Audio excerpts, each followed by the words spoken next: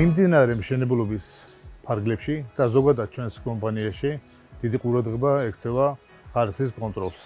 მშენებლობაში გამოყენებული მასალები, ისეთ როგორც არის არმატურა, ბეტონი და ასე შემდეგ, გადის სათანადო შემოწმებას აკრედიტებულ ლაბორატორიებში.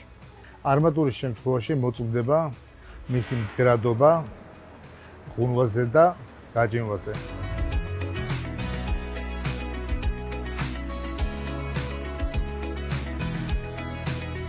რაც შეეხება ბეტონს, მოწმდება მისი მძიდუნარიანობა და სიმტკიცე მაქსიმალურ დატვირთვაზე.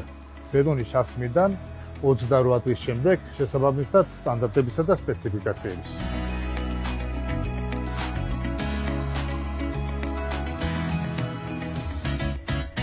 მოპრიკეთებისთვის შერჩეული მასალები ეკომეგობრული და უსაფრთხოა.